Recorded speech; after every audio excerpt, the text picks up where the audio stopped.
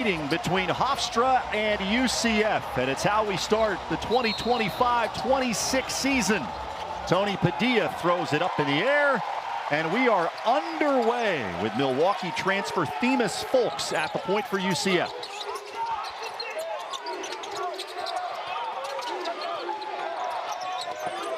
Hofstra, an outstanding defensive team a year ago, in the top 10 in field goal percentage defense. Folks saves it on the baseline. Drive by Jordan Burks off the front rim. Bull has it stripped away by Biggie Patterson. This Hofstra team, a mix of experience and youth, especially in the starting five. Ball kicks out to Preston Edmeade. He's a freshman. Got three seniors in this starting lineup. Knights on the break. Burks shot blocked, but a foul. That transition possession was a great example of how UCF wants to play this season. Get up and go. Block shots, deflection, steals, long rebounds. They are going to try to score as fast as they possibly can. UCF wants to play in the 90s in terms of points per game. I think you'll see, I don't know if we'll see it this game, but throughout the course of the season, because of UCF's depth. And Coach Dawkins watched practices during the summer. He feels this is the deepest team that he's ever had. I wouldn't be surprised if we saw the most pressing from UCF, Johnny Dawkins' era. Now the 10th year at the helm of this UCF program for Johnny Dawkins. Led the Knights to their first win in the NCAA tournament in program history. 1986 Naismith National Player of the Year at Duke. One of the most transformational players in the history of college basketball. The kids just don't know how good he was. Got a glimpse of it when UCF went to Duke for a preseason game. Mike Krzyzewski was out at midcourt honoring Coach Dawkins. It's had some indication of how good he was. Burks passes on a three, drives it inside. Out of bounds, it'll stay with the Knights. I actually really think that was a very intelligent drive by Jordan Burks. Drive to where the help came from. That means that you go faster forward than the defense can stop and go backwards. Very intelligent drive action from Jordan Burks. Hand check foul against Preston Edmeade. On the other sideline is Speedy Claxton himself, a 7-year NBA veteran, now in his 5th season as the head coach. Spent 8 years as an assistant before taking the head job. These guys, 2 of just 22 Division I coaches that played in the NBA. A very cool coaching matchup, and I used to love watching Speedy Claxton play back in the day. Terrific guard at Hofstra, and a solid NBA career, played with 5 different teams. John Bowl with the bucket for UCF. First basket of the night for either team, as Kugel commits a reach-in foul.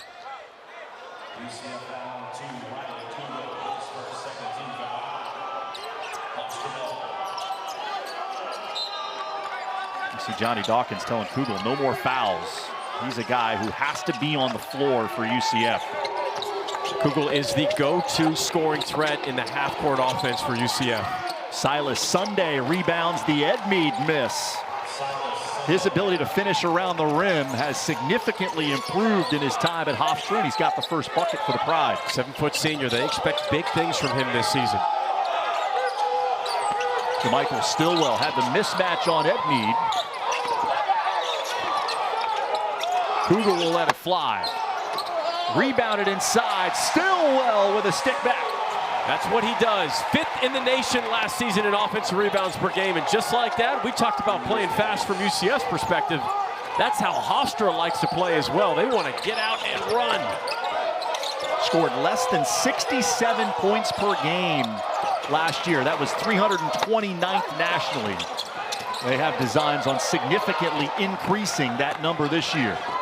Look at the spacing, heads up, trying to throw ahead. Good defensive recovery for UCF.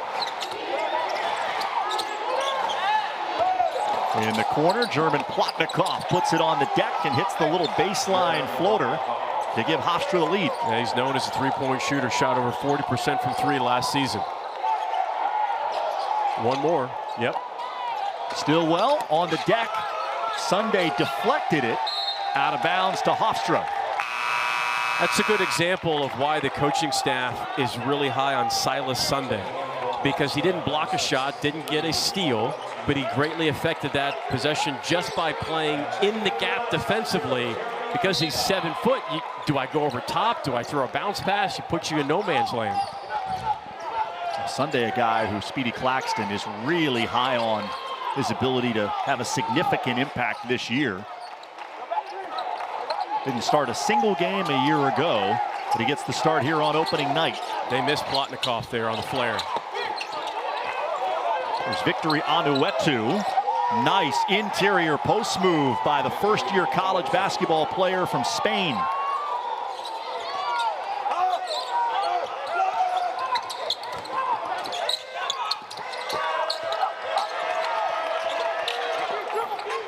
Jeremy Fumena seeing his first action for UCF, number 0 in white.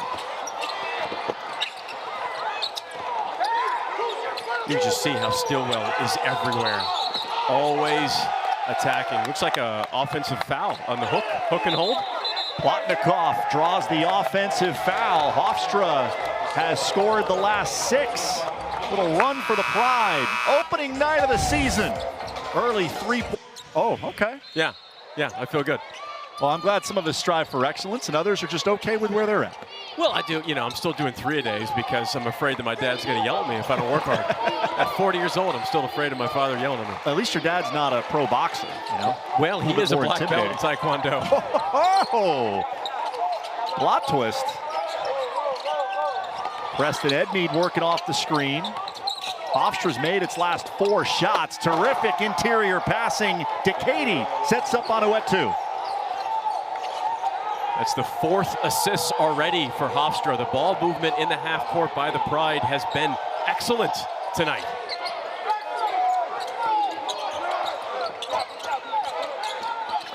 George Beal in the game for the first time for UCF. Stillwell gets a paint touch. Burks had to contort his body just to get that ball on the rim.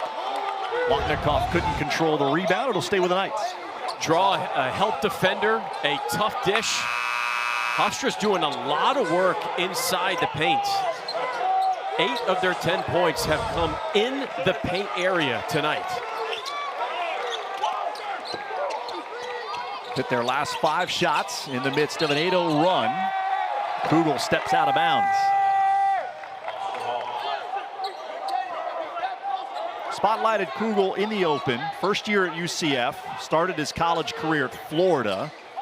Spent 2 seasons with the Gators. He was part of the SEC All-Freshman team.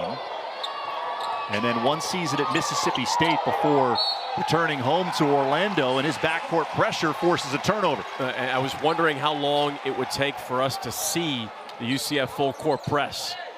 Coach Dawkins has multiple lineups at his disposal to run all kinds of full court press defenses. And Kugel's versatile. He can play off the ball, can certainly handle it at the point. Sets up Fumena, and he'll be at the line.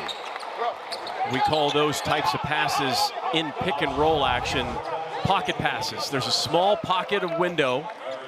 Kugel threads the needle perfectly. And you see Fumena kind of stops at the free throw line there. It's not a, when we think of pick and roll, we always think of the big guys who roll really hard to the rim. But the way that UCF's offense is spread out because there's shooters on the wings, a lot of times Fumena will stop at the free throw line. That's called a short roll situation, but it's a read by the big. It's not easy to do. You got to see it in a split second. Fumena aggressive with that take rather than opting for the mid-range jumper. Misses both of the free throws. Carmelo Pacheco also out there for UCF, seeing his first action of the season. Well, on the floor right now, you have 2 of the best three-point shooters in the country. Plotnikoff dials it up. Kugel rebounds it on the backside. Pacheco and Beal were 2 of the best three-point shooters in college basketball last season. Kugel right around Plotnikoff. He defended it well. Pulled down by Anuetu, who's having a big impact early in this game for Hofstra.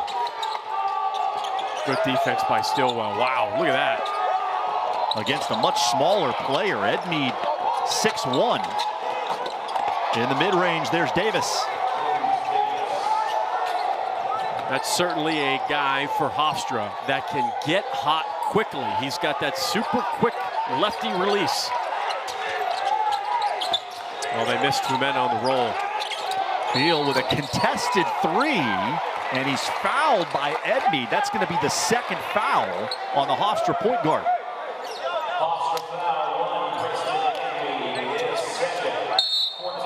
This is where the pick and roll action for UCF, they ran a double high pick and roll, can really hurt opposing defenses. As he lands in his shooting space, easy call for the referee. Beal is an elite shooter, period. Not just three-point shooter, but almost 40% from three last season. Transfer from Hampton. He was also over 87% from a three-point free throw line. Elijah Hulsaway, 7-foot redshirt junior, comes in along with Devin Cambridge. Already seeing the depth of Johnny Dawkins' team here in the first 6+ minutes. Around and out for Beal. UCF is 1 of 6 from the foul line so far.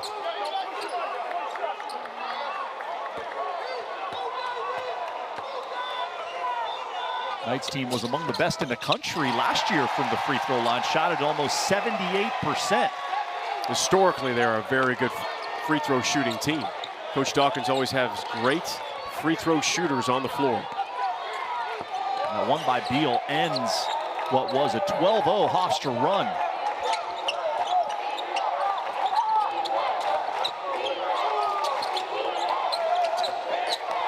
Davis double teamed, Anuetu inside. Folks looking to push.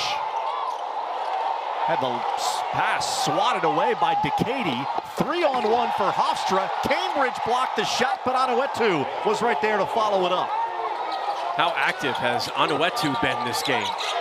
Tons of energy for Hofstra. Nice pocket pass. 6 points, 2 rebounds for Victory Anuetu. Beal, nice shake to get free. And he'll be on the line. That's the second foul on Cruz Davis. Folks gets a little too deep, leaves his feet, doesn't know where to go, and Hofstra is outrunning Cambridge with a great rundown block attempt, but Anuetu with the tough finish. This is Beal, George Beal Jr. at the free throw line again. We were talking about his three-point shooting earlier, and almost 40% from three. He's one of the best three-point shooters in the country, but he was really good off the bounce last season as well. Analytically, when you take a deep dive on his game, he was actually third in the Coastal Athletic Association in pick and roll scoring efficiency. That means putting it on the deck in pick and roll action. You got to be able to shoot mid-range jumpers off the bounce. He was elite at that last season. And some familiarity with this Hofstra defense, given that he played in the same conference a year ago.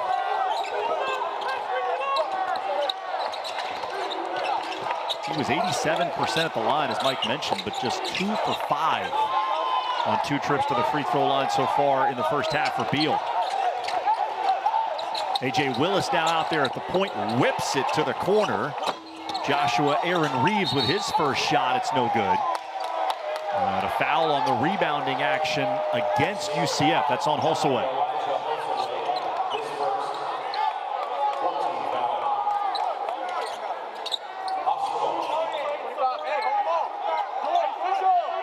Wouldn't be surprised if Riley Kugel starts to come up. He's checking in the game right now.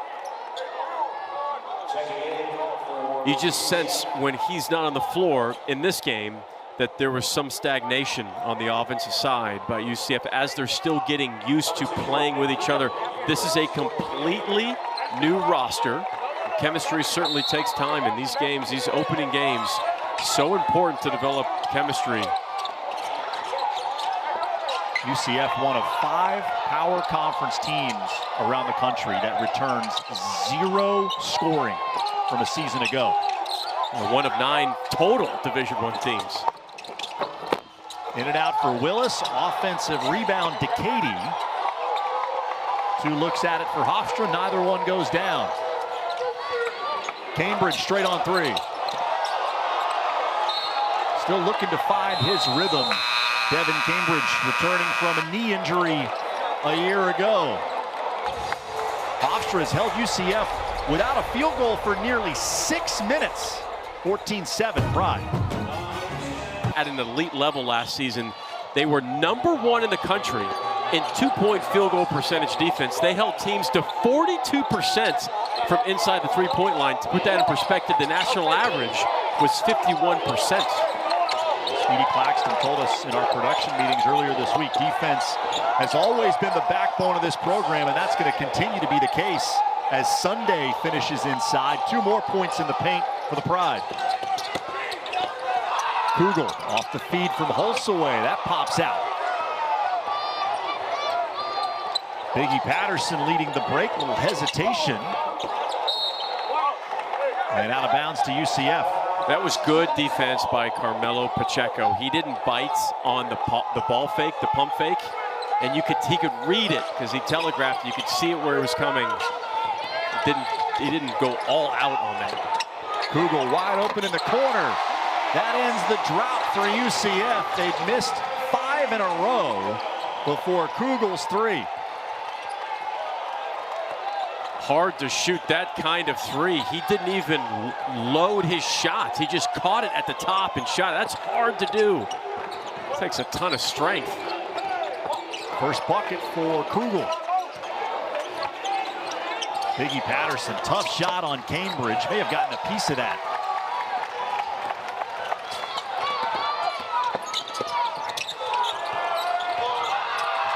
Folks from the corner, a high arcing 3 that doesn't go.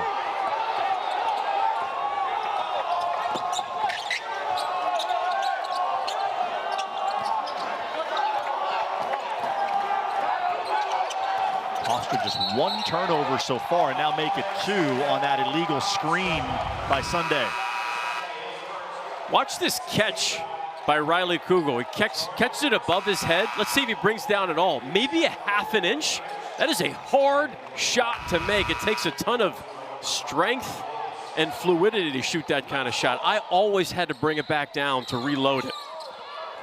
Not easy to do. But Kugel makes things that are incredibly difficult on the basketball court look easy. Here's a smooth athlete. Folks up and over Biggie Patterson. Tough finish. And then an offensive foul. A.J. Willis just shoved Folks in frustration. That's the Themis Folks that the Horizon League saw last season when he was at Milwaukee. Folks pushing in transition, teardrop. Actually could have been an and one because the defender got underneath Folks, and that one-arm shove, a little bit of a sell job right there. That's what you have to do as a point guard.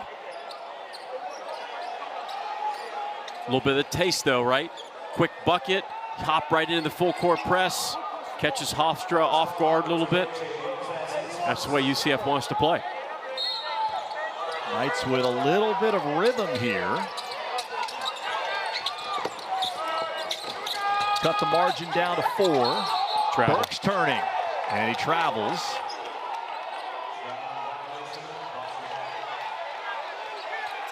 And Tony Padilla, a tense exchange with Speedy Claxton.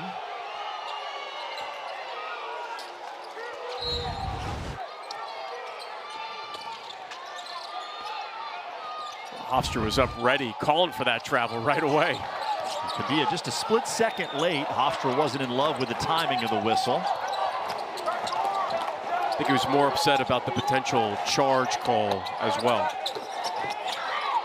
Cruz Davis back out there for Hofstra with the 2 fouls. Anuetu going to work on Bull. The sweeping hook is good. That's the second really impressive play that Anuetu has made.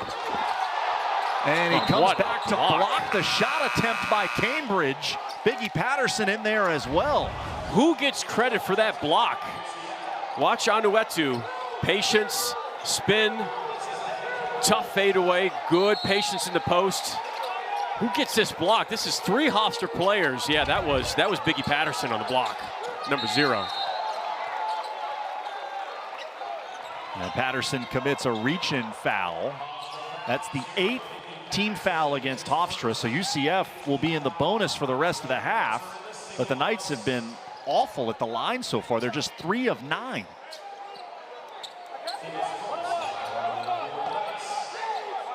Free throw is so important to this offensive system and culture for Coach Dawkins because it's besides the obvious of putting points on the board, it's the easiest time to set up your full court press.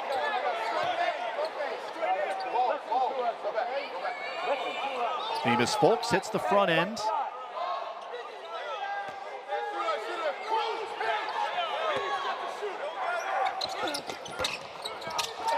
But unable to convert both. Stillwell thought he hit that off the hand of Anuetu. So did I. Tony Padilla saw it differently. That's what he does. He is an offensive rebounding machine. If he's not going to get the offensive rebound, he's going to try to deflect it or get a tip out. Super active around the rim. Stillwell averaged a double-double last season at Milwaukee. Teammates with Folks, both those guys transfer from Milwaukee here to UCF. I don't care what level you play at. When you average a double-double, and that's points and rebounds, you bring an enormous amount of energy and grit to your position. Stillwell broke nearly every rebounding record at Milwaukee last year. And he's out guarding the 6'3" Cruz Davis on the perimeter. Shot clock down under 3 as Davis has it go off the back rim and into the arms of Reeves.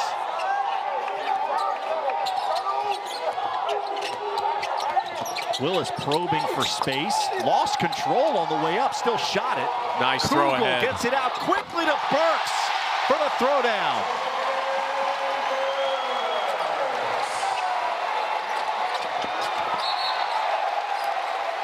The most underrated part of Riley Kugel's game is his passing. He had 7 assists in the exhibition game versus LSU, and that was a perfect throw ahead in transition. He does a great job of passing ahead, getting the ball a lot of air time in the full court. Just got a good feel for the game, Austin. I mean, you watched him play in high school.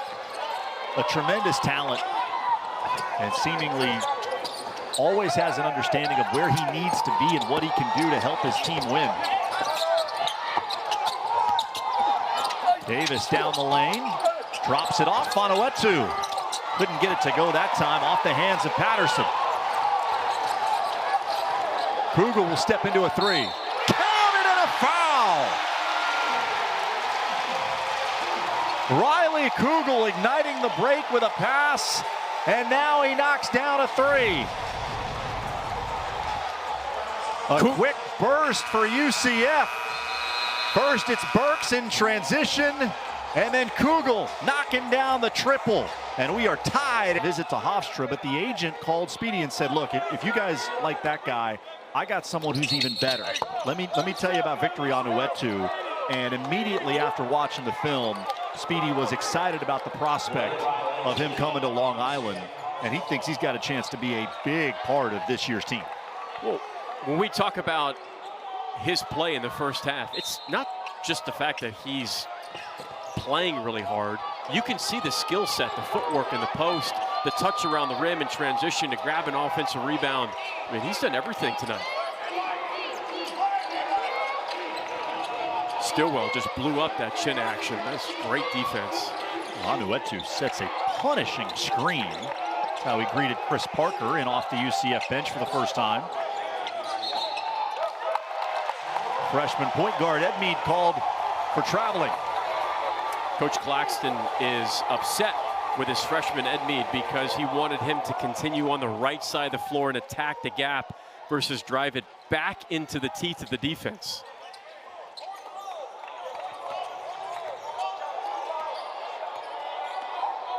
Hofstra's led by as many as 9.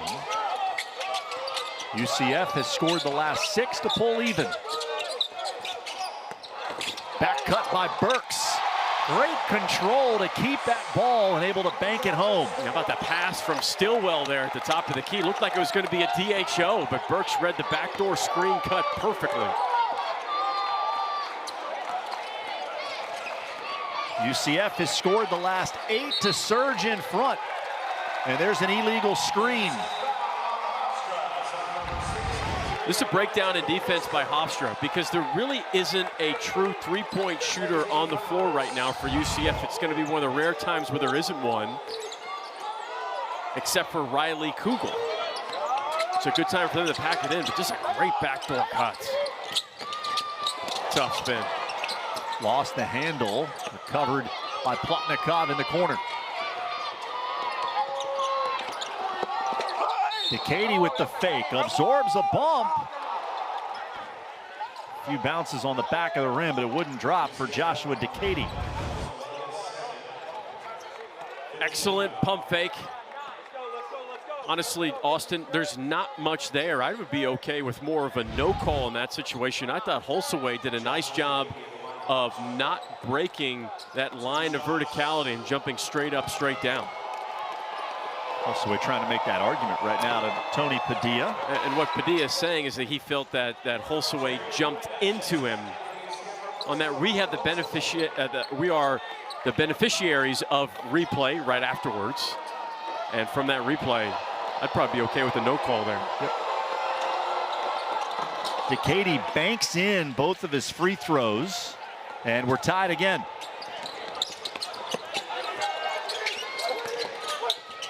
That was the second foul on Holsaway. He heads to the bench. Kugel shovels it inside to Fumena.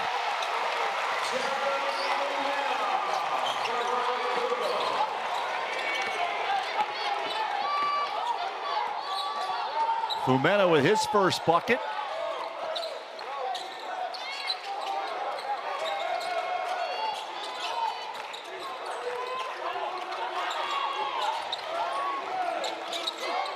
Stillwell, great pressure on Plotnikov. It'll stay with Hofstra. There's two guys that you should pay attention defensively for UCF. This is excellent passing. And the first 9 minutes of the game, UCF didn't even have an assist. Now in the last 5 minutes, they've had 5 assists. You could just tell when Riley Kugel is on the floor, things are different offensively for UCF. Kugel getting a break right now as Edmead rises up and knocks down the triple. That was New York Class A Player of the Year, averaged 24 a game in high school. Speedy Claxton told us he thought there was no chance that Edmead as a freshman would come in and start.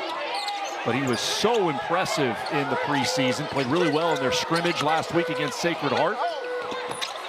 Edmead earning that starting spot as Stillwell shows some poise inside and gets it to go. Plotnikov just fell down after trying to bump Stillwell. But that's like trying to bump a Mack truck. He is such a strong player. Stillwell is built like a linebacker. UCF has made 5 in a row. Great closeout from Jordan Burks. Wow, that is about as textbook as it gets on how you close out in the corner. Both Jordan Burks and Jamichael Stillwell have been elite defensively on the ball and off the ball. Hands out, don't force the foul, you don't overcommit. That's as good as it gets right there from Burks. Wow. I know you don't get excited about defense, Austin, but I love outstanding defense. Nothing better than watching a great closeout, Michael. Chris Parker doesn't get it to go. Fumena right there to follow it up, his second bucket. Your patronization does not fall idly on me. I thought it was pretty funny. It was. UCF by 3, under 4.5 to go in this first half. And Tony Padilla angrily indicates a foul against Fumena. Fumena was a little bit late on his hard hedge, and because he was late, he put 2 hands out to try to bump the ball handler. Easy foul for Padilla to call. Cruz Davis didn't like what he saw trying to get the ball in bounds, so he burns the timeout. 4:24 remaining in the first half. UCF has found its rhythm offensively, and they've surged into the lead.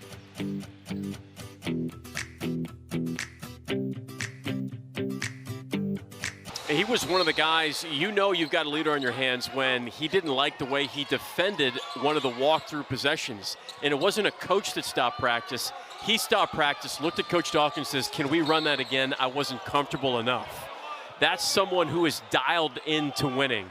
Most players don't think about that. No, most players aren't trying to get an additional rep in walkthrough. They're just trying to get through walkthrough, but he's asking for more reps because he's going for perfection. I really enjoyed seeing that from Jordan Burks, the Georgetown transfer. Started his college career at Kentucky, played in 20 games as a freshman. It's a 1-1 for Silas Sunday. Jamichael Stillwell committing his second foul. Burks had a great game against Duke in the exhibition at 21 points and spent almost the entire trip home from Durham to Orlando watching film with the coaches in an effort to improve. While everybody was listening to music on the bus, he walked up, sat behind the coaching staff, and asked the coaches to break down the film with him, and went through every single possession with a notepad, taking notes, and continue to take notes and watch film on the plane ride as well. Very impressive stuff.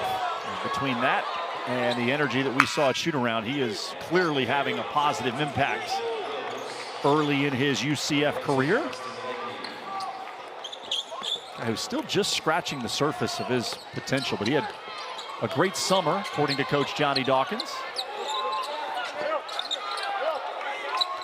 Burks on the bench right now as we're under 4 minutes to go in this first half. UCF with a 1-point lead. Davis double teamed, found Sunday. Easy flip for the 7-footer. Cruz Davis did a nice job of pulling Fumena away from the rim in that pick and roll, and Pacheco was just a little bit late on the tag help. Nice extra pass.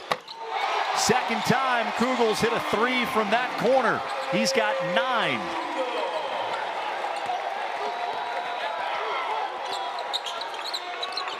This is so dangerous about his game. He could just be kind of quiet for a couple minutes, and there's 2 minutes where he could just light you on fire offensive. Sunday moving as he set that screen.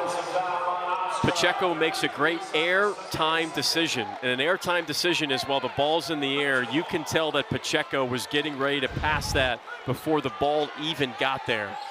Heady and unselfish play from an elite three-point shooter in Pacheco. Nice skip, another extra pass. Cambridge gave it back to Kugel. He drops in another.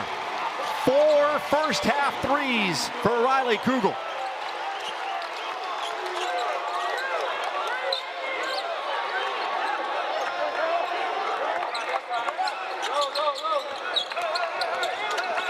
This is the largest lead for UCF. Folks will try to push it off the Davis miss. Had his shot spiked into the student section by Decady. Extra pass from Cambridge. Kugel hits his second three of the game, his fourth three of the game. That's a good example of where Folks actually needs to continue to dribble that out. If you're stuck, keep the possession alive and dribble it back out. He was actually asking for Fumena to give him a box-out screen while Fumena was sprinting down the floor.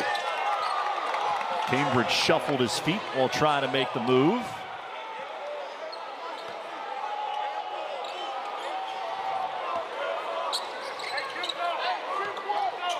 Hofstra dealing with a fair amount of foul concern here in the late moments of the first half.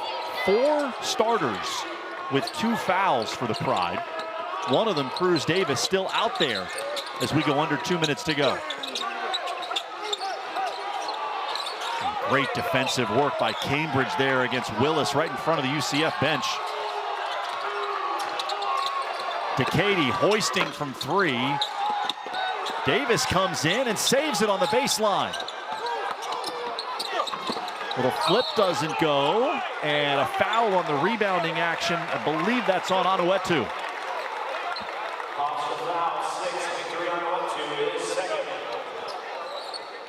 UCF did a really nice job defensively there of where they switched the ball screen when the shot clock got under 5 seconds. And sometimes the bigs forget, no matter who you're playing with, I'm not just talking about UCF, you forget that depending on your defensive culture, under 5 seconds, a lot of teams like to switch everything right away because most teams are trying to go for that three with under 5 seconds on the shot clock, but Fumena with a nice job switching late. Fumena's been impressive in limited action so far. Stat line didn't look great against LSU. He had no points and 3 rebounds, but 12 productive minutes. It got multiple deflections around the rim. LSU is probably going to end up being, I need to go look at the stats again. And when Ken Pom comes out with his average height rankings, they've got to be a top 15 tallest team in the country. And Fumena did a phenomenal job really pushing that LSU front court for as much as they possibly could handle. Cambridge checks out after hitting 1 of 2. UCF still struggling from the line. They are 5 of 13. Better from the field and from 3-point range in this first half, percentage-wise, than they are at the line. Plotnikov, corner 3. Burks up high for that rebound.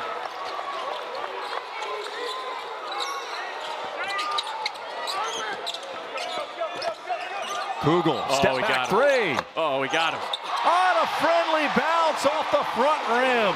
What a half for Riley Kugel.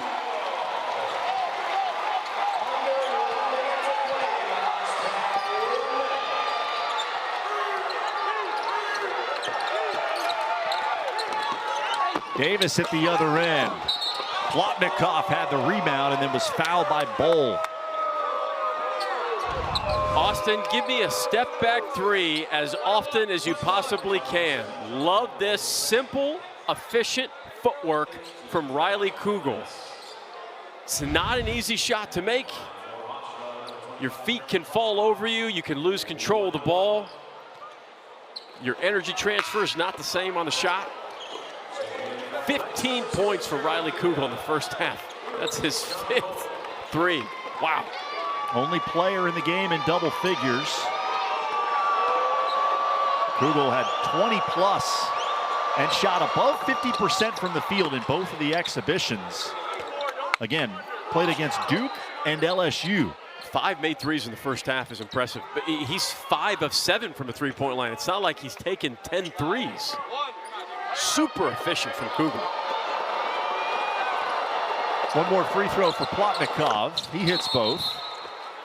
And UCF will take their use it or lose it timeout with 45.8 seconds to go in the first half. As a freshman. Well, the UCF system with Johnny Dawkins is fitting him like a glove. He had 22 versus Duke, 21 versus LSU. That's 15 in the first half. That's not the shot that I think that the coaching staff for UCF drew up. Jeremy Fumena 3 was not particularly close, and now Hofstra with it. 5-second difference between game clock and shot clock. Watch out for Plotnikov here, the right corner of the free throw line. They had him. They had him and they missed him. Offensive rebound and a rejection by Fumena.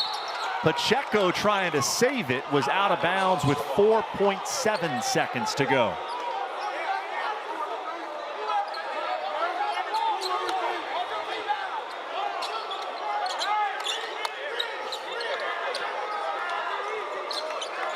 Offensively, you got time for 4 dribbles and a shot.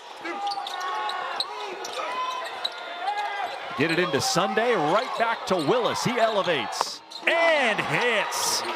Wow. A.J. Willis with a 3 as the first half expires to bring Hofstra line. First ever meeting between these two teams, and highly competitive in the first half. Let's see what the final 20 minutes hold as Hofstra goes toward the student section and those palm fronds, which the students will be waving on any free throw attempts. Stillwell, solid defense against Biggie Patterson, and Hofstra turns it over. I think you'll be saying that all season long, Austin. I think UCF fans will get accustomed to hearing solid or great defense from Jamichael Stillwell. A little balloon snake here up in the student section. Very impressive. Yeah. Those guys are in mid-season form. I'm going to make you a balloon snake. I don't want to make you a balloon snake. Burks, one dribble pull-up knocks it down. A terrific reference there. MOD in mid-season form as well. Thank you.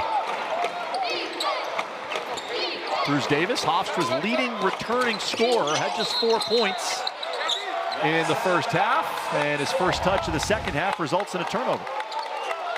Great ball fake from Burks, one dribble jumper, and we're seeing his offense on this replay, but defensively, he just did an excellent job of sitting in the gap on dribble penetration as well. Burks has had a lot of great plays that will not show up in the stat sheet.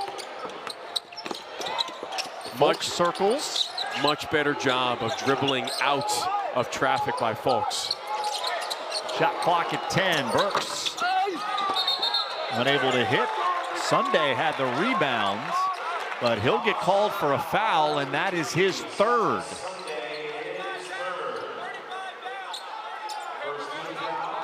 So 3 fouls on Hofstra's starting center and no movement from the Pride bench. Speedy Claxton gonna let his big man ride it out.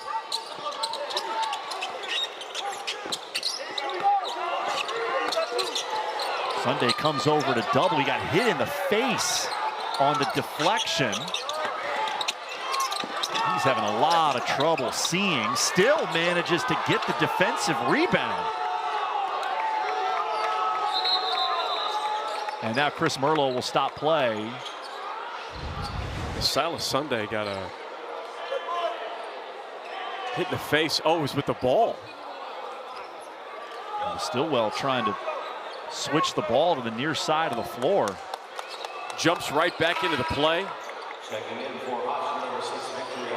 What a tough kid, and gets the rebound. That is a great show of grit and toughness, staying with it. So Sunday will sit. I really hope he's okay. That hurts. That has happened to me, no question. Training staff checking on his left eye. Victory Onuetu comes on for Sunday. Onuetu was great in the first half. 8 points, 4 rebounds. Edmeade short on the 3. UCF looking to push. Folks flips it up. Bull rebounds and puts it back in.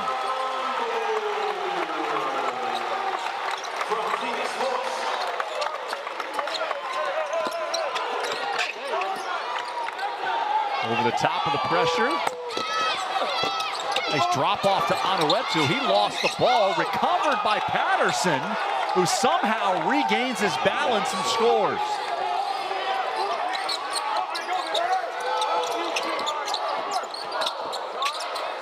Ball on the baseline. Around and out.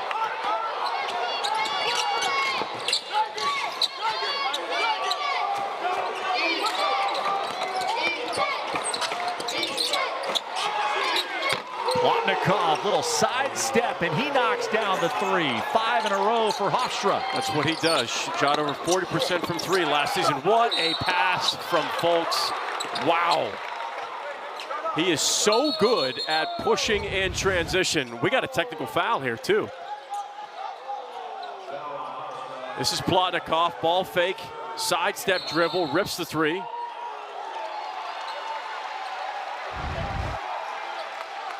They have just had a second technical foul called against Biggie Patterson. It appears that way.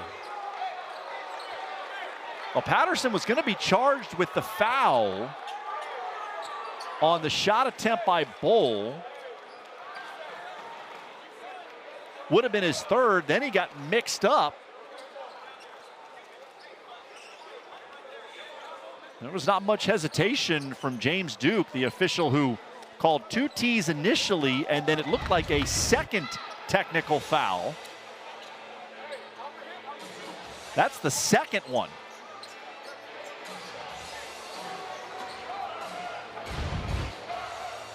Something had to be said before, right before that replay.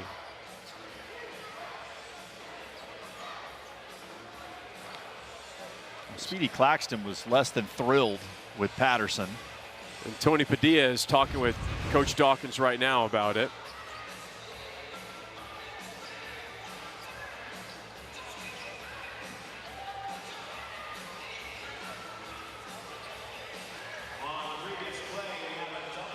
Chris Merlot coming over, so we'll get an explanation.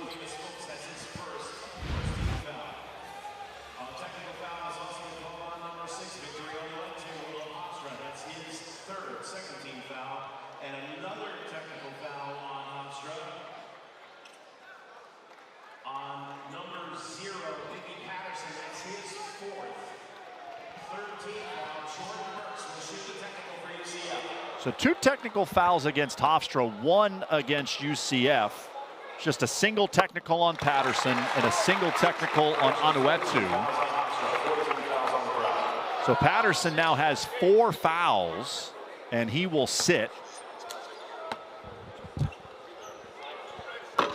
So Burks converts both of the technical free throws, and now we should have Bowl at the line.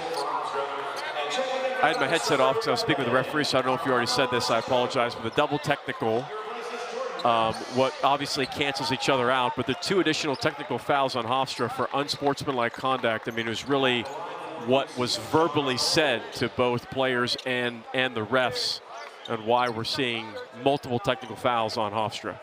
And the UCF technical foul was against Themis Folks. So 1 T against UCF, 2 against Hofstra. And now the free throws for Bowl.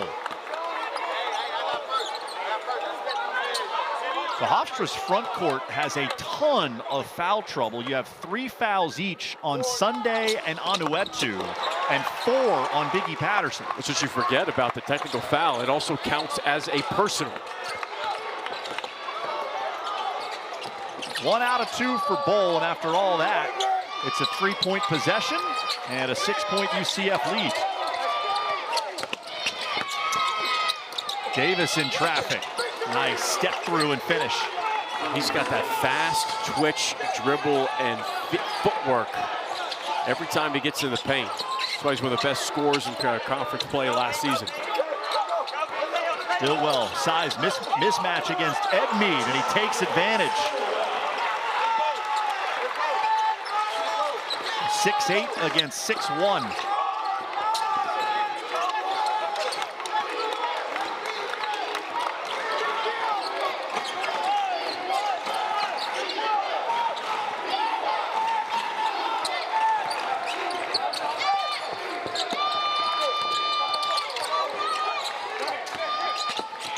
Davis off the Anuetu screen. Crafty finish, back-to-back buckets for Cruz Davis.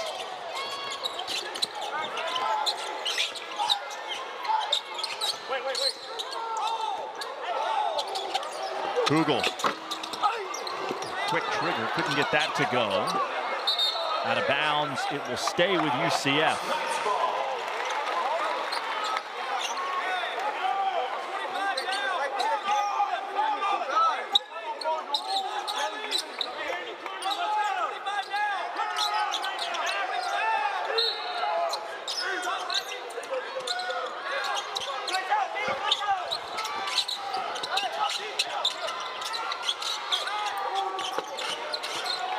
Kugel one-on-one with Davis. Spins toward the baseline, and off the window for Riley Kugel. And he just got a technical foul.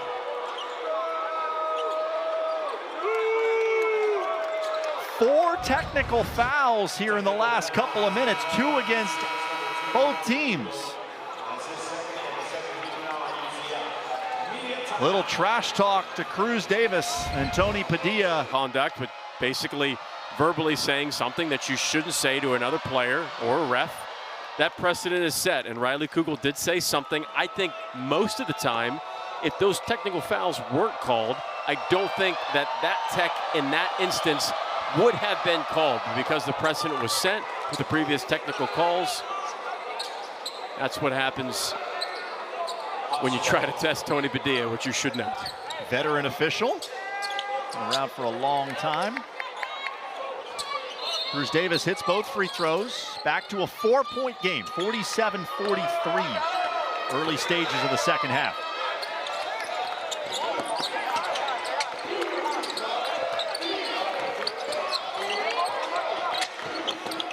Cruz Davis starting to become more assertive offensively. He's got 12 and has scored the last 8 for Hofstra. Cruz Davis has a lot of Darren Fox in his game with that lefty explosiveness. Carmelo Pacheco, quick release. And Elijah Holsaway, the offensive rebound. There's Folks into the lane, offensive foul.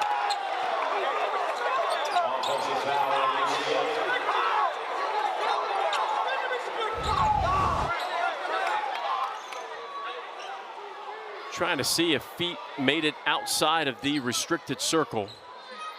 Tony Padilla talking with James Duke after that call was made. That left foot is...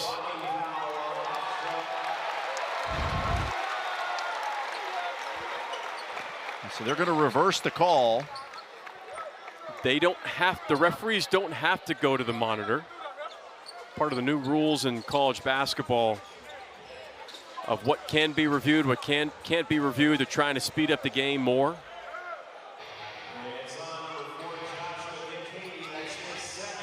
And Tony Padilla went to the monitor to make sure they got the right player with that foul. It was on Josh DeCady.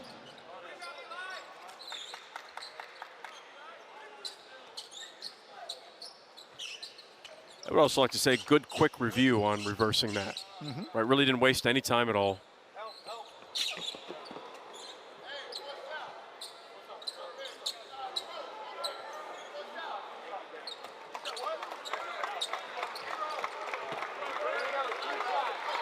So in the new rules for college basketball, officials can't go to video review on out-of-bounds calls unless it's through a coach's challenge. So you won't have these constant stoppages of the game, going over to the scorer's table, checking over and over and over again on the baseline out-of-bounds plays, those 50-50 plays where you don't know. We're just going to kind of keep playing. And when the speed of the game is speed up. Now, if a coach challenges it, that's when you can stop the play and go over and see if you got the right call on an out-of-bounds possession. Davis with the hesitation. Good ball movement around the perimeter. Really good. Edmead gliding in. He's been pretty good tonight, Austin. Freshman having a nice first game. Nice pass. Wow, another dime from Themis Folks. Woo! Cambridge, the recipient. Offenses go back and forth, trading buckets. Cruz Davis has been the focal point for Hofstra here in the second half. Grabbed by Kugel. Folks' head is always up. Splits the screen. Patience, eyes up. Another tough dime. That's his 6th assist of the night.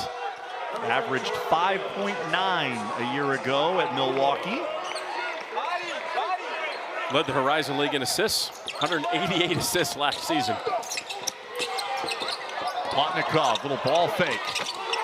Folks couldn't get there. Plotnikov knocks down his second three. That's his second three off of a ball fake, a shot fake. You got to stay on the floor. He's too good at that. Folks splits the double team. Foul's going to be on Victory Onuetu. That is his 4th. So 4 on Onuetu and Biggie Patterson. So Silas Sunday, who got hit in the face with Jamichael Stillwell attempting a cross-court pass, is going to come back in the game. Appears to be okay. The next foul on Hofstra. It's 1-1 for UCF. The Knights have a chance to really kind of control the pace of this game. Good deflection by Plotnikov. Saves it for Davis. Off the back rim, Decady had a chance at it. Folks the other way. Pacheco with a ball fake. And a loose ball foul committed by Hofstra. Good decision by George Beal, who's a very good three-point shooter, to kick it to one of the best three-point shooters in the country in Carmelo Pacheco. Good look, good offense, good extra pass. Yeah, Hofstra just going over the back. That's the right call. Pacheco looking for his first bucket as a UCF Knight. Transfer from Mount St. Mary's.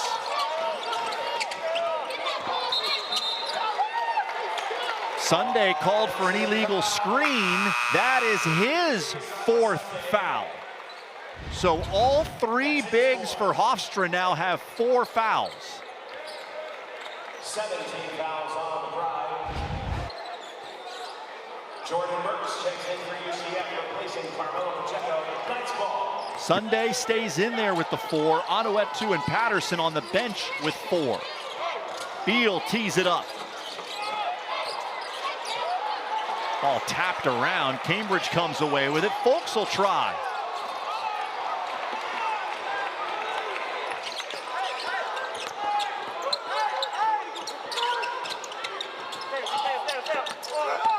Folks carves out some space. Had his pass deflected by Davis.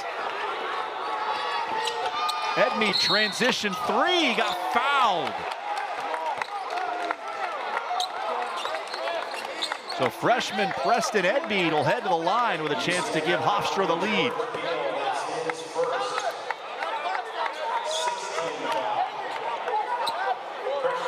I think Coach Dawkins would tell Themis Folks, the point guard, that he's doing an excellent job of pushing in transition and an excellent job of probing the defense. But Folks, every time he leaves his feet, seems to get into trouble. There's a play off of 2 feet a little bit more. He's made some elite passes tonight. He has 6 assists, and half of those have been just big-time vision passes. He needs to stay a little bit more under control when attacking the rim. Folks had 5 turnovers against LSU, 4 so far tonight. But as Johnny Dawkins has told us so often over the course of the last few years, when you have new guys into a system, it takes time to try to get acclimated and understand how to play within that system. Not just how to play, but for a guy like Folks, you know, when to throw it, how to throw it, where do you like, you know, the shooters all have a certain way of they like to catch the ball. Everybody forgets about that. It's not just about the pass, it's where exactly do you pass it to. All 3 free throws there for Edmead give Hofstra a 2-point lead. Kugel another 3. UCF can't buy one from 3-point range right now. It'll stay with the Knights.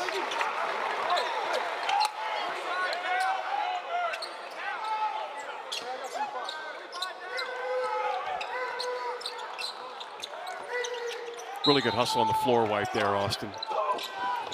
Looking at the stat sheet, I didn't see it, but I'm glad you spotted it. I love pointing out that blue collar kind of work. Burks on the wing. Finally, UCF gets one. Their first 3 of the second half.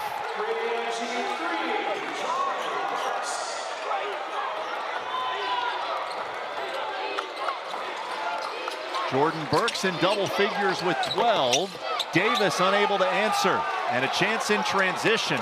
Kugel without numbers took it anyway and was bailed out when Decady knocked it out of bounds.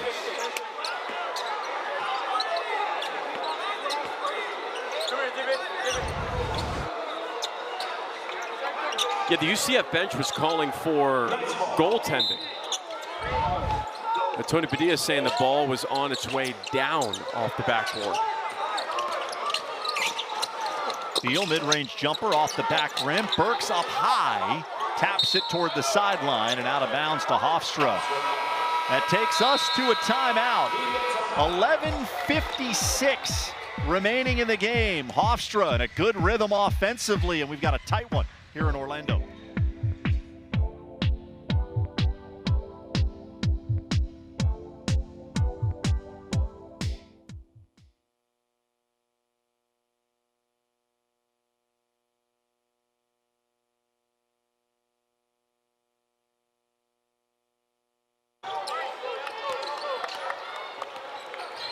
Nice crowd here on opening night, especially from the student section. Second half of a doubleheader started with women's basketball, easily handling Bethune-Cookman. So Satia Messer's squad 1-0. Johnny Dawkins looking to match it.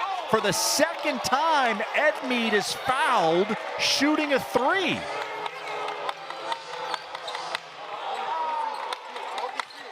This kid's going to be really good. Really good for Hofstra. He's a 6'1" freshman. He's got awesome bounce and pace to his feet and his dribble. Definitely has that New York point guard style to his game. He was the New York Class A Player of the Year. Averaged 24 points, 5 assists a game in high school. And we talked about this in the first half. Speedy Claxton didn't think he would be ready to play significant minutes when they recruited him. Thought he was a guy with a lot of potential, but didn't think he'd be a starter from the moment he stepped on campus. But he has been so good in the preseason. There's no question about him earning that starting spot. He's been fearless tonight. 9 points, 4 assists in 19 minutes of play.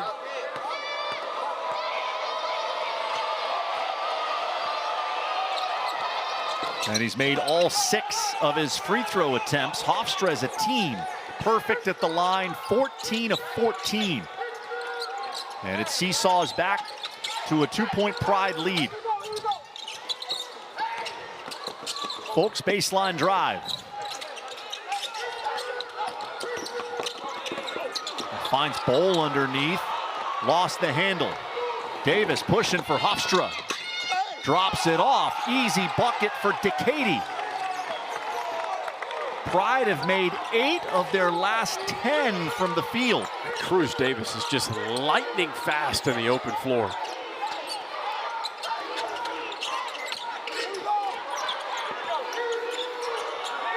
Stillwell sizing up Davis with Sunday lurking in the paint. And a blocking foul called against Davis.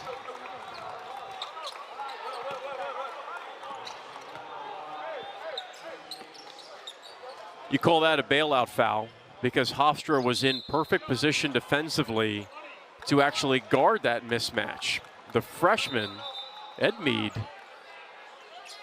was boxing out 7-foot center John Bowl. That's a 1-and-1 for Stillwell. Looked like he was the one initiating the contact there against Davis. Third foul on Cruz Davis and a 1-and-1 for Stillwell.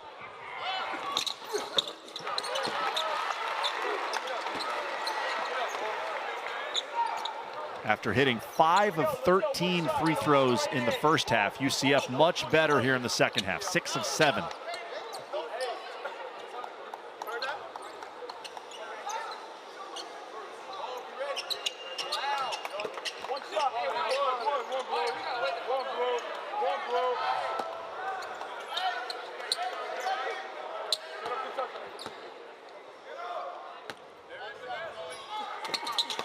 Stillwell hits both, 8 points, 3 rebounds for the Milwaukee transfer, and the Knights able to set up their full court press.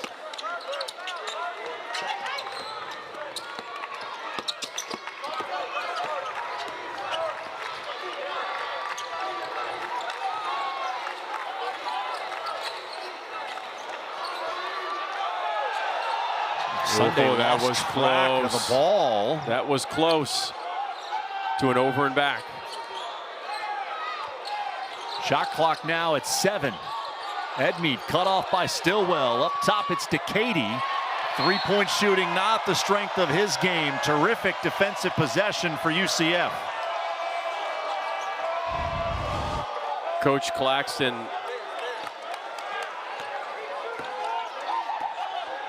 real close. When you catch it and you've got you're already in on the other side of half court and you caught it and then you straddled both feet there. I think that absolutely could have been called over the back. Bol rebounds the Kugel miss. Kugel upset that he didn't get a foul call, but Bol there.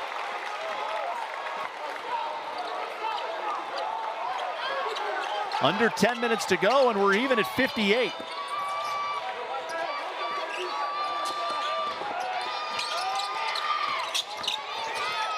Davis splits a double team.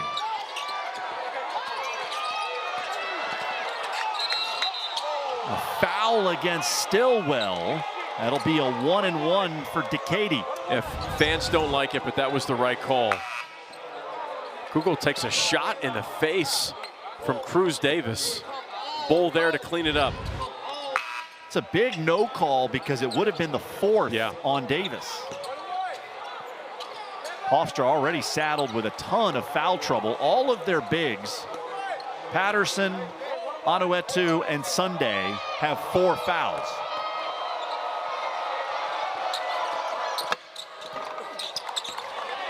DeCady gets a friendly roll to keep Hofstra perfect at the line.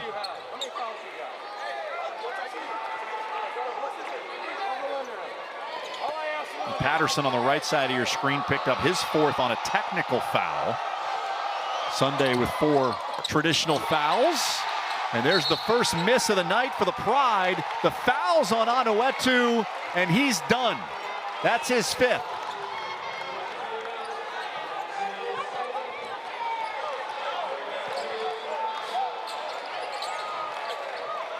So Victor Anuetu, who was so productive in the first half,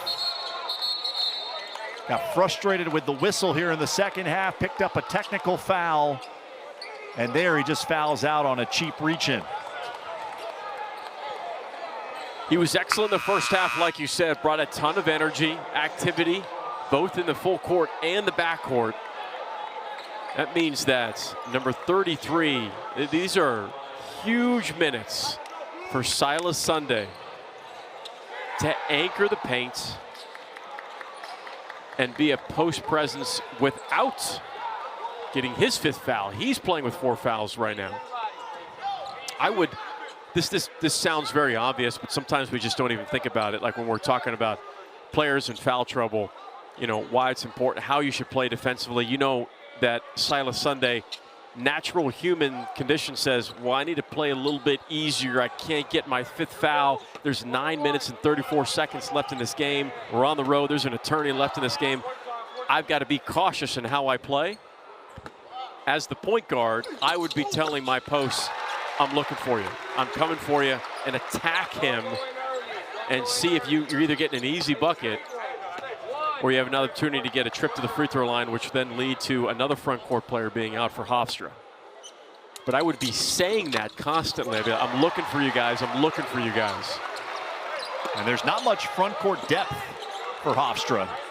Got a number of guys in the backcourt and on the wing. But essentially all 3 bigs that we've seen tonight are now in serious foul trouble. Sunday mixing it up there for a potential offensive rebound.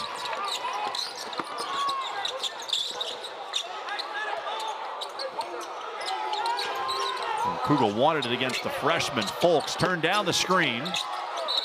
Got Plotnick up in the air, and they will get him for a foul. That's just the first foul for Plotnikov, but that sends UCF to the free throw line. Now you're in double bonus. So Anuetu just fouled out. You see that Sunday and Biggie Patterson each have 4.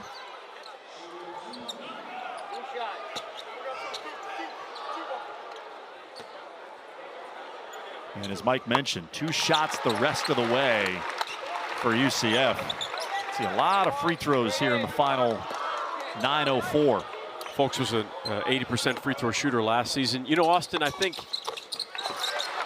from an offensive continuity standpoint, this would be a time to where things feel a little stagnant. An opportunity for Riley Kugel to step up and make a play. It was so hot in the first half, and he has just unbelievable flow to his game.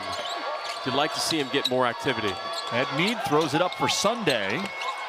Up and over Bowl, around and down for Silas Sunday. He's in double figures with 10 points.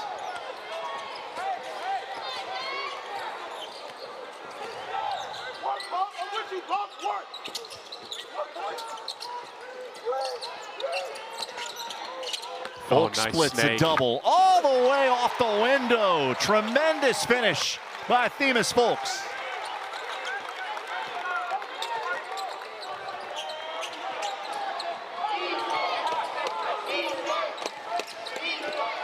Edmead left alone on the wing, and he buries a three. Second three for Preston Edmead, the freshman. What a college debut. 14 points on the very first night of college basketball for freshman Preston Edmead, and we are tied at 60. Here's we have a balloon that entered the court. Gotta love college basketball. That's the best. Balloon snakes, balloons falling on the court. Kidding me? Palm fronds in the stands. There's nothing better. Best sport in the world. Just the opening night of the season here in Orlando. Folks, Pacheco, Kugel, Cambridge, and Jamichael Stillwell out there for UCF. Stillwell with one power dribble. Finger roll doesn't go. Tipped alive. Cambridge keeps it. Nice extra pass. Allowing Folks to knock down a three from the wing. First three of the night for Themis Folks. Folks gets the three. Kugel gets the assist, but Stillwell kept that play alive by tipping it out.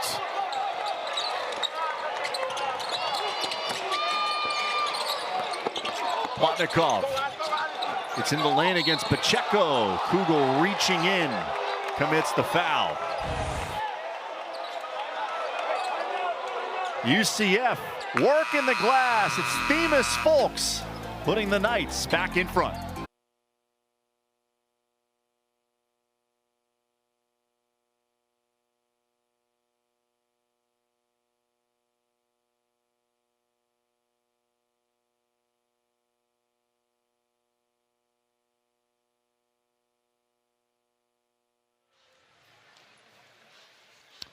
Back in Orlando, you see the officials are at the monitor. They are reviewing that last basket by Themis Folks to determine whether it was a 2 or a 3. It was called a 3 on the floor. Give you 2 looks at it. Hard to discern anything from that first angle, but a great look here. And this is about as close as it gets. You want to talk about a hairline, like right there, I think he is, and behind the three-point line, but at the very end, his toe leans forward to where there's probably enough on there, but you can't say probably enough. It's got to be clear and conclusive to overturn that.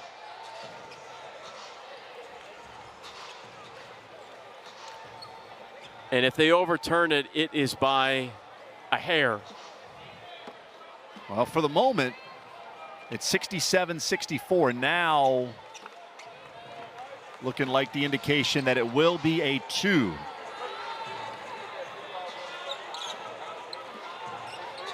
So again, initially ruled a 3.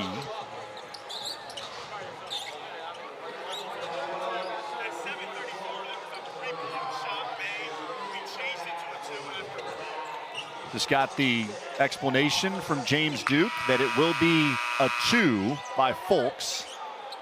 So make it 66-64, and 2 free throws coming up for Plotnikov to try and tie it.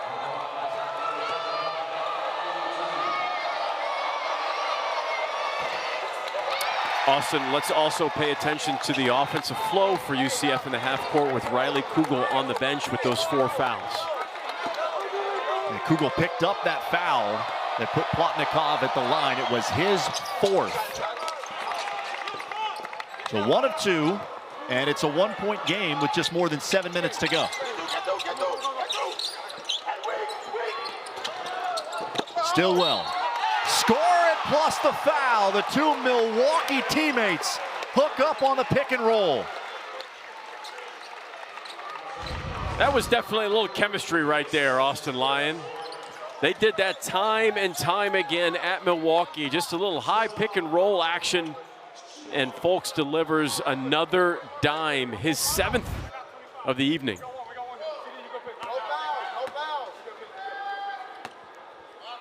It's a smart action run by Coach Dawkins because you can't help on the weak side because Pacheco is on the weak side. One of the best three-point shooters in the country last season. The foul was on Cruz Davis. It's his 4th. Yeah, look at this defense by Stillwell. Davis got a step. Stillwell recovered. Difficult fadeaway. Stillwell making life difficult on Hofstra's leading scorer.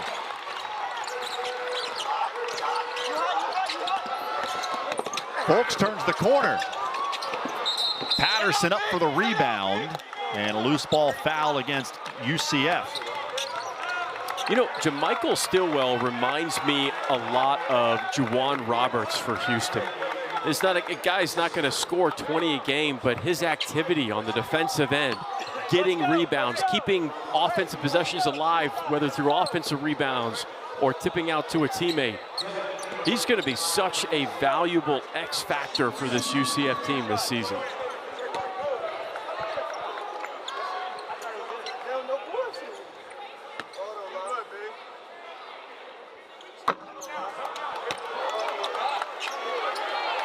Devin Cambridge has been clearly frustrated with himself with his free throw shooting.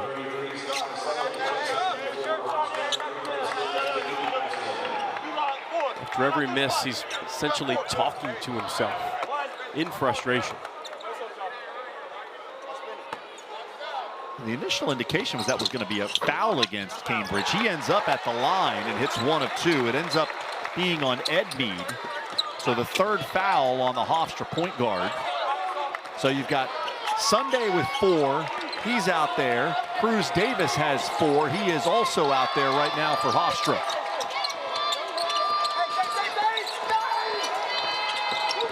Davis, quick first step, free throw line jumper is good. How quick is that first step for Cruz Davis? This reminds me of so much of De'Aaron Fox. Quiet first half for Cruz Davis. He's up to 16. Wow. Three-pointer on the wing. Jordan Burks rises up and delivers.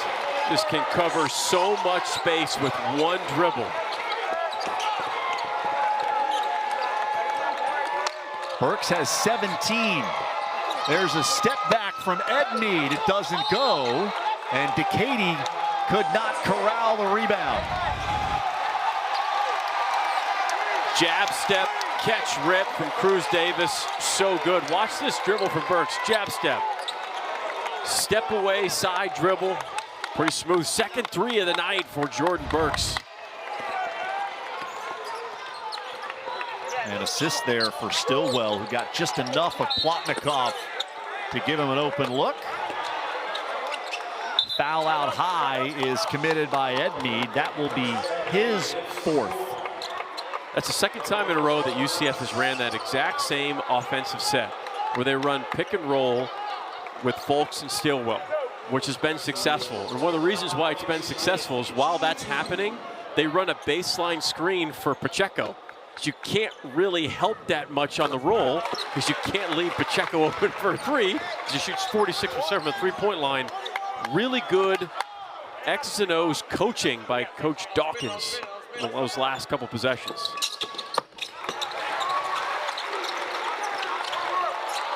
Two more free throws for UCF.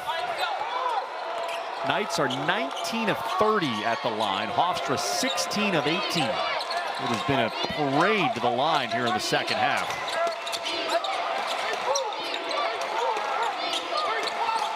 Davis has it back against Stillwell. 3 off the mark. Plotnikov tapped the rebound into an area where both DeCady and Sunday had a chance at it. Neither one come up with it. And then Edmead rips it away from Fulks. A risky play, given Edmead's 4 fouls. In trouble on the baseline, bounce pass gets through Sunday and into the waiting arms of Davis. Look at this defense. That's just phenomenal stuff from Stillwell. Remember, Stillwell's a power forward guarding the primary scoring shooting guard for Hofstra. Now he switches out on a big. DeCady with a shot clock at 2. Does not get it away in time. A shot clock violation. So much of this possession goes to Stillwell. Doesn't reach, doesn't reach. Stays tight, backs off, and then he switches low onto the big. You contest that shot. Shot clock, red light clearly goes off where the shot's released.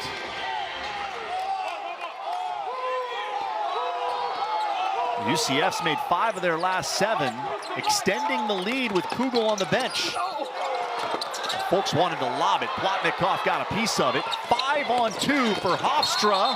Patterson lost his footing, and there's a foul call. You have to legally call that. That's what's taught, is even if it's not intentional, if you get into the path and the offensive player trips on your foot, it's gonna get called every single time.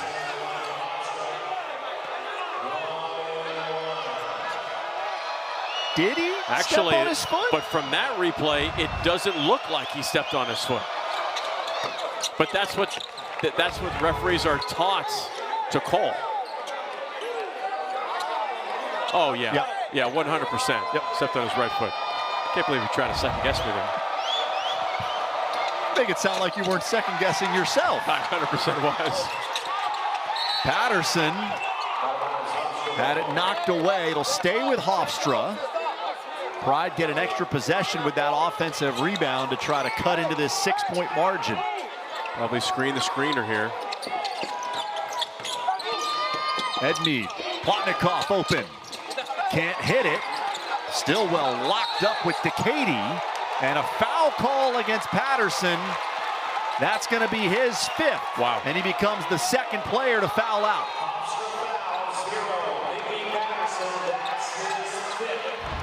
Patterson's asking to review that, but that's not something that you can review.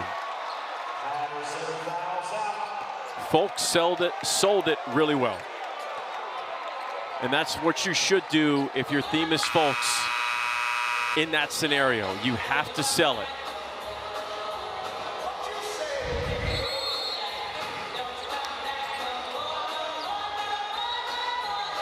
Victory on Oetu fouled out with 9:34 remaining in the game. Patterson fouls out with 4:02. And so 2 of Hofstra's front court players are done.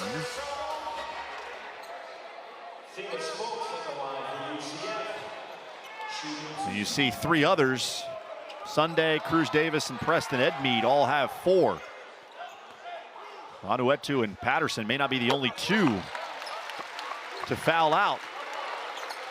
And you're seeing Coach Dawkins go to a lot of high ball screen action with Themis Folks because they're trying to get Edmead and Silas Sunday in as much ball screen action as they can because of those 4 fouls.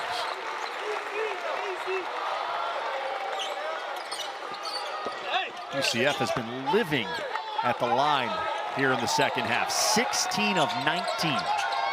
If you're Hofstra, you've got to find something for Cruz Davis. Have to.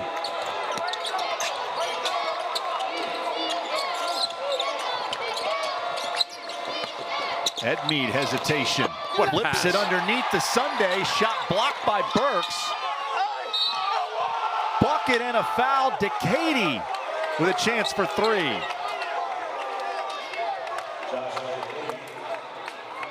That takes us to a timeout. 3:37 remaining in the game. Johnny Dawkins' squad looking for an opening night win here in Orlando.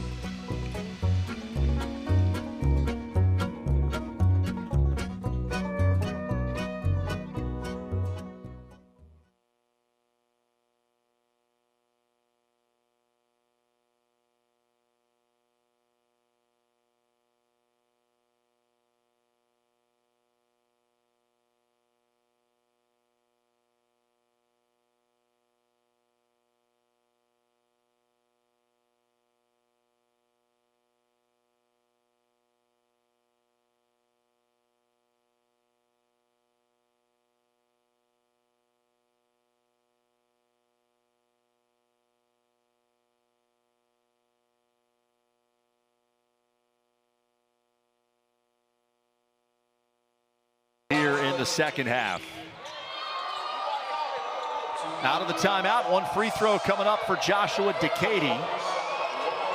Chance to complete a three-point play and bring Hofstra to within 5.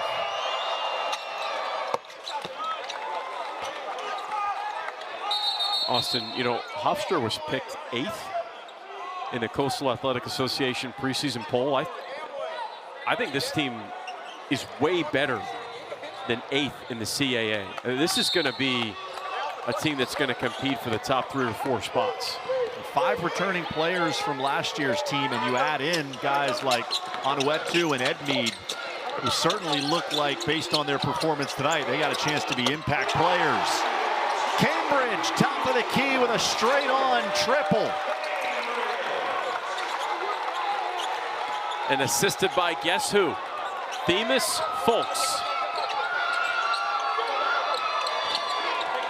8th dime of the night for Folks. This is wide as it's been in some time. In and out for Davis. A Hofstra bench really thought that was last touch by Stillwell. They'll have a discussion about it.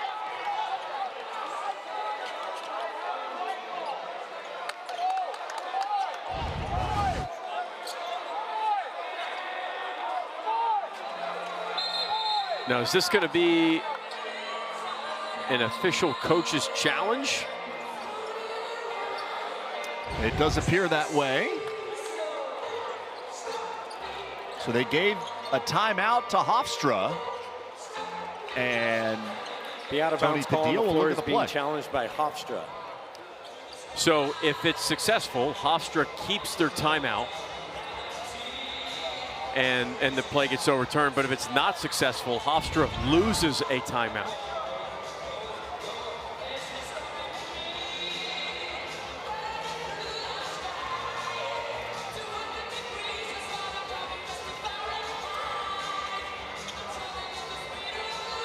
That's Alphonse Stillwell. Clearly. No question. This should be a quick review. Yep, that's Alphonse Stillwell. Just an additional reminder that the referees, though, they use a different camera crew than what we're seeing TV-wise. The DV Sport is not the exact same that we get. But that should be overturned, and Hofstra will be able to keep their timeout. That's part of the new rule in college basketball, where you can do an official coach's challenge. If you lose the coach's challenge, you lose your timeout. So everybody anxiously awaiting the decision, with the 3 officials now huddled up just in front of the monitor. It does also give the referees a chance to adjust the time as well, if need be.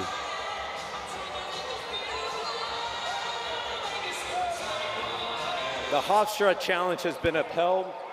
It'll be Hofstra ball underneath the basket with 20 on the shot clock. Hofstra will still retain their challenge and their timeout. So the explanation there from Tony Padilla. Have to have a timeout to challenge, but Hofstra doesn't lose its timeout as a result of winning the challenge. And they get to keep one more challenge. You don't have unlimited challenges, by the way. 2 challenges. Just beat the 5-second count to get the ball in bounds. Great defensive pressure by UCF. Davis got a step on Stillwell, shoveled it to Sunday. Have to dunk that. Have to go up and dunk that. And Speedy Claxton knows it. Margin stays at 8 as we come up on 2.5 minutes to go.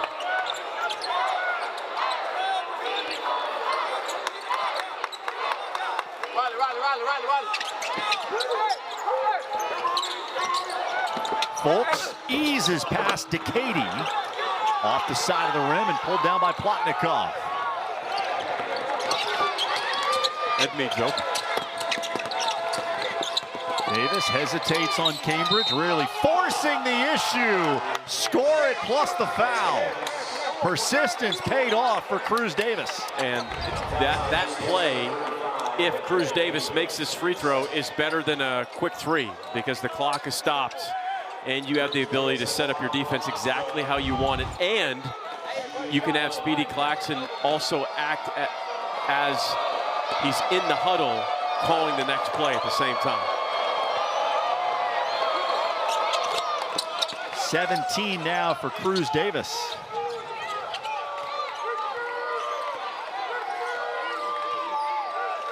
He had just 4 in the first half. Both Folks and Davis, for their respective teams, have been terrific.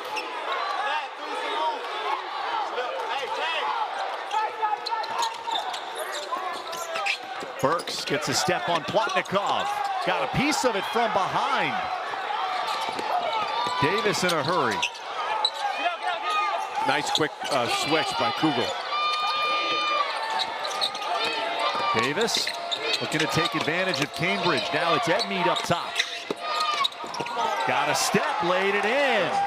And it's a one-possession game. 79-76, under 90 seconds to go. And UCF will burn a timeout.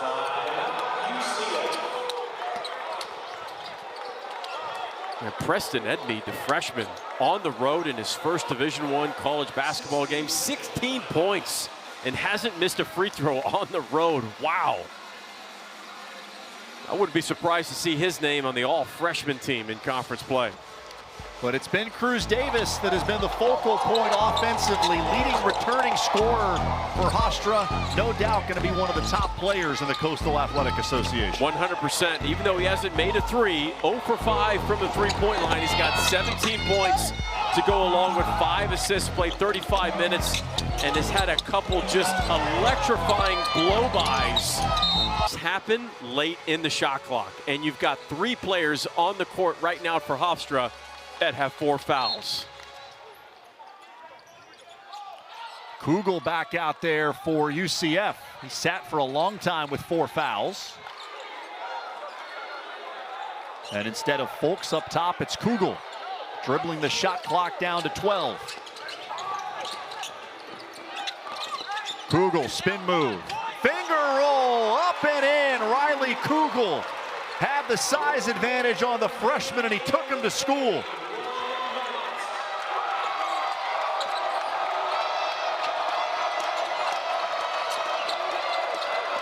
Davis defended by Stillwell. Did a great job behind the three-point line. Plotnikov hit on the way up.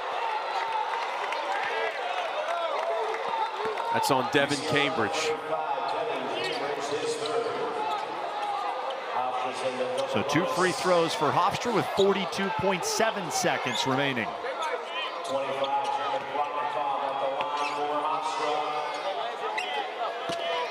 2 shots. Hofstra's missed only 3 times at the line tonight. 19 of 22.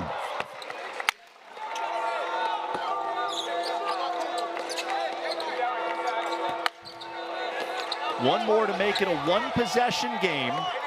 13-second difference between game clock and shot clock.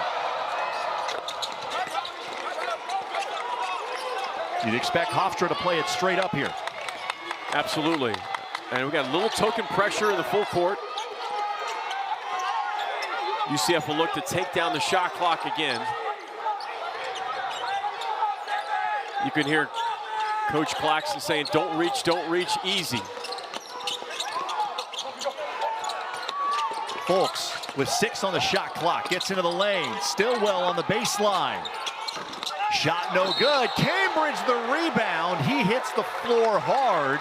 The foul will be on Edmead. He'll foul out, and Cambridge will shoot 2 with 14.2 to go. That possession was defended fairly well for Hofstra. But Cambridge is a veteran and knows that if he positions himself correctly, you can box out on the shot. He knows the shot has to get up quick. Takes a tough fall and landing. It's a player who's been through a lot of injuries in his career.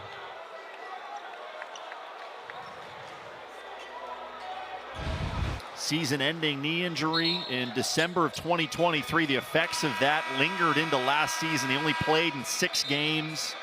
Got a second medical hardship waiver to be eligible this year. Cambridge is a 6th-year player. Coach Dawkins told me over the summer he's been the most complete player in practice. Just has that veteran presence, does everything right, always in position at the right time. And raves about his character. Yeah. Told us he's an unbelievable human being. Thinks about that more than he does his basketball. And Cambridge misses the first of two. He hasn't been great at the line tonight. He's just 2 for 6. And now one more. 2 for 5, I beg your pardon. And one more to make it a 2-possession game. Off the back rim, rebounded by Burks. Hofstra has to foul. Davis doesn't want to give it because he's going to foul out, but he didn't have any choice with 9.5 seconds to go.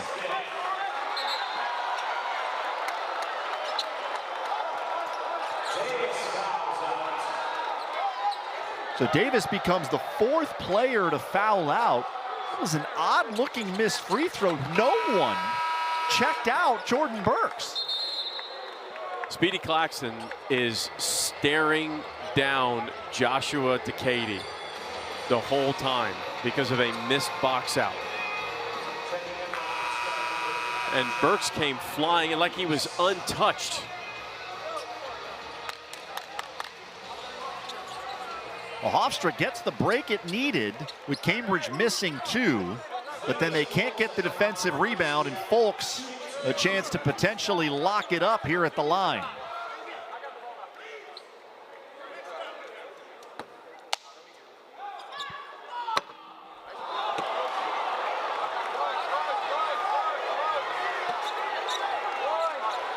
Nerves get a little tighter here as UCF has missed 3 in a row at the line. Folks hits that one, the all-important 4-point lead with 9.5 seconds to go.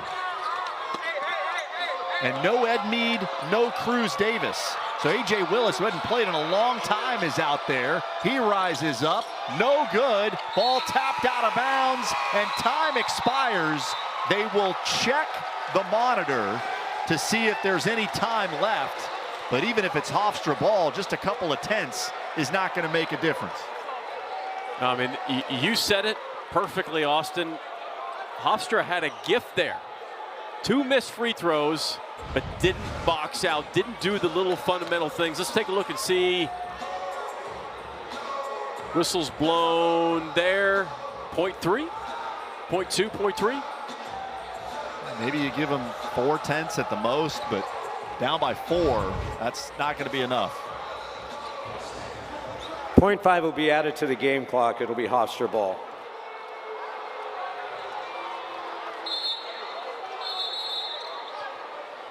Chance to make the margin a little closer, but as long as UCF doesn't commit a foul, there's no chance for Hofstra to win. That's right.